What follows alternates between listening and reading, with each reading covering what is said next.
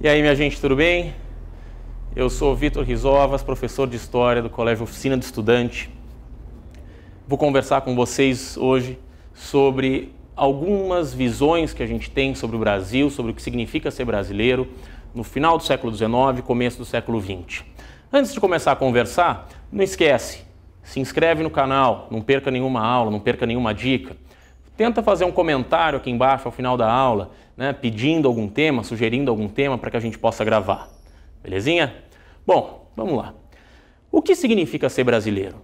Quem é o grande representante da cultura nacional? O que é a cultura nacional? Como você sabe, foi preciso que a gente conseguisse discutir isso ao longo do tempo. Por que conseguisse discutir isso ao longo do tempo?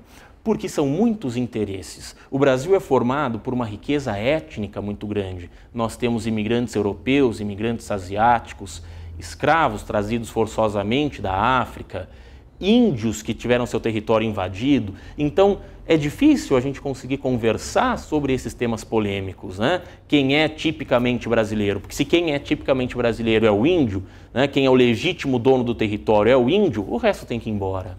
Então, de que forma a gente vai incorporar na nossa nacionalidade todas essas etnias, todos esses representantes? Isso é um processo que precisa ser construído. E não é fácil, não é fácil. Tem o papel do Estado, tem o papel do país, né? Uma construção oficial através de símbolos, e temos também a cultura popular, né? Que vai se formando da mistura de todos esses elementos.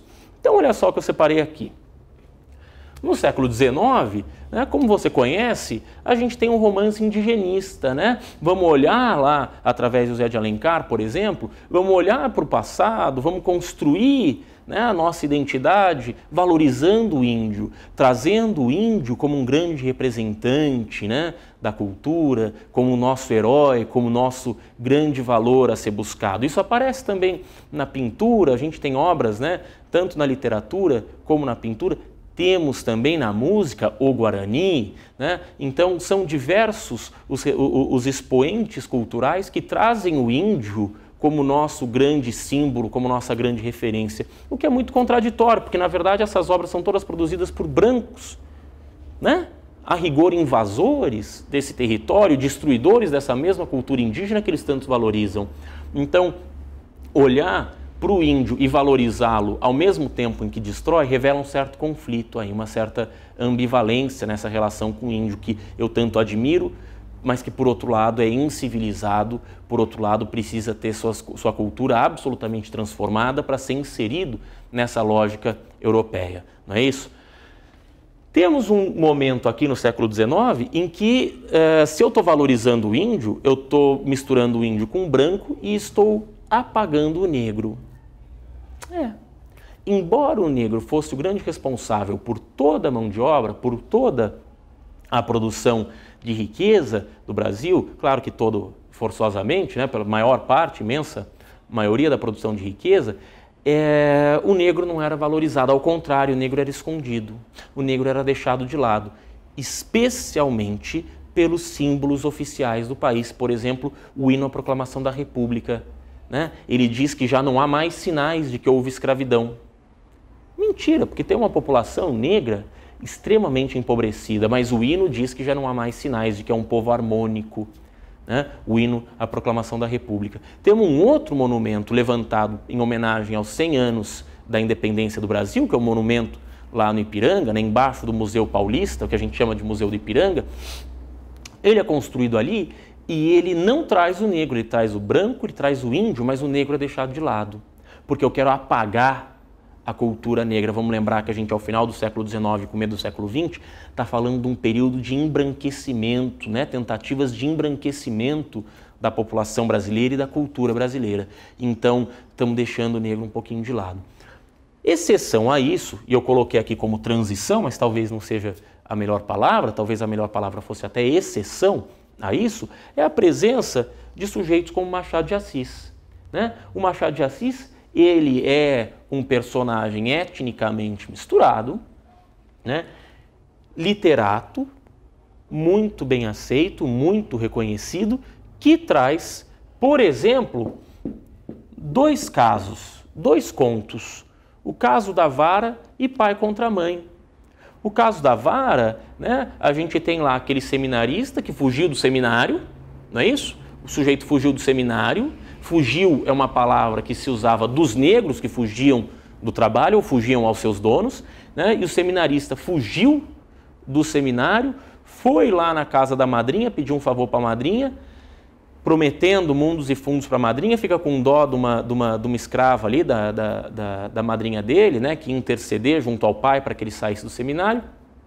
E ele, buscando a própria liberdade, ao final do conto, pega a vara para castigar aquela escrava. Quer dizer, ele, seminarista, tem direito de fugir do seminário, de viver a vida dele, fugir dessa prisão, dessa escravidão a qual o pai dele o submeteu, o colocando no seminário para ser padre. Agora, ele quer a liberdade dele, mas não quer a liberdade dela, né? Então tem aí uma crítica social, né? Tem aí uma crítica para essa sociedade. E o conto escrito já no momento pós-escravidão, né? Pós-liberdade, né? Pós-alforria, pós-lei da abolição da escravatura, vai trazer à tona essa discussão que os documentos oficiais, que os monumentos oficiais vão tentando esconder. Um outro elemento é o caso, o conto O Pai contra a Mãe. Pai contra a Mãe tem lá o sujeito que vive, né, mal, porque não tem muito dinheiro, não é muito bem sucedido com nada, que se dedica a prender escravos fugidos, que no momento em que vai perder o próprio filho, não é isso? Que vai perder o próprio filho porque não consegue criar o próprio filho, ele vai buscar uma escrava que daria para ele uma boa soma de dinheiro, só que ele descobre que a escrava está grávida. Então, no momento em que ele vai prender a escrava, vai capturar a escrava, ele percebe que ela está grávida. E aí? Ou ele captura essa escrava e perde o filho dele, ou ele captura essa escrava e condena o filho dela à escravidão. Por isso que o nome, né? Pai contra a mãe. O filho de quem vai prevalecer? Ora, ele captura a escrava e a escrava aborta. Ou seja, o filho dele prevalece, o filho dela não, né? Então, vejam como a gente tem um documento oficial, documentos oficiais que omitem essa tensão social, né? Essa tensão étnica que havia no país, o branco com o negro com o índio, e eu tenho sinais de cultura que revelam, que trazem à tona essas questões que precisam ser discutidas. Então, conseguir discutir a identidade nacional é um tema bastante complicado.